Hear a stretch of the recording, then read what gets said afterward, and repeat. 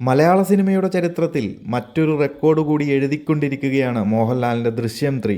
വെറും 23 ദിവസങ്ങൾ കൊണ്ട് കേരള ബോക്സ് ഓഫീസിൽ 87 കോടിയിലധികം ഗ്രോസ് കളക്ഷൻ സ്വന്തമാക്കിയ ചിത്രം ഇപ്പോൾ കേരള ബോക്സ് ഓഫീസിലെ ടോപ്പ് 5 ഹയസ്റ്റ് ഗ്രോസിംഗ് മൂവി ലിസ്റ്റിൽ ഇടം നേടിയിരിക്കുകയാണ്. ഏറ്റവും ശ്രദ്ധേയമായ കാര്യം എന്താണെന്നറിയാമോ? ഈ നേട്ടത്തിലൂടെ ലാലേട്ടൻ്റെ തന്നെ എമ്പുരാൻ ചിത്രത്തിൻ്റെ കേരള കളക്ഷനെയും പിന്നിലാക്കിയാണ് ദൃശ്യം 3 5ാം സ്ഥാനത്തേക്ക് കുതിച്ചെത്തിയത്. ഒരു ഭാഗത്ത് റിലീസായി 3 ആഴ്ച പിന്നിടുമ്പോഴും മറ്റൊരു ഭാഗത്ത് തിയേറ്ററുകളിലെ ഹൗസ്ഫുൾ ഷോകളും ഫാമിലി ഓഡിയൻസിന്റെ വലിയ പിന്തുണയും ചിത്രത്തിന് ഇപ്പോഴും ലഭിക്കുന്നുണ്ട്.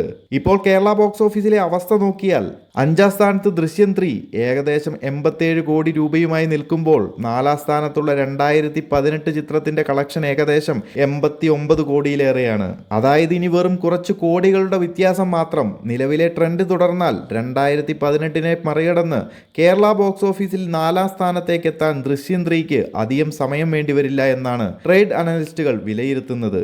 ചിലപ്പോൾ ഈ വീഡിയോ പുറത്തു വരുന്ന സമയത്ത് ദൃശ്യം 3 2018 മറികടന്ന് 4ാം സ്ഥാനത്തേക്ക് എത്തിയിരിക്കും. എന്നാൽ ആരാധകരുടെ ഇപ്പോഴത്തെ വലിയ ചോദ്യം മറ്റൊന്നാണ്. ദൃശ്യം 3 ഇവിടെ നിൽക്കുമോ?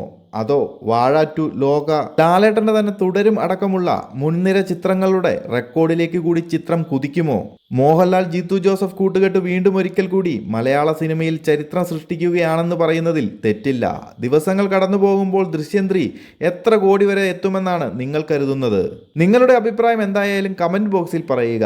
ഇത്തരം മലയാള സിനിമ അപ്ഡേറ്റുകൾക്കായി ചാനൽ സബ്സ്ക്രൈബ് ചെയ്യാനും വീഡിയോ ലൈക്ക് ചെയ്യാനും മറക്കാതെ ഇരിക്കുക.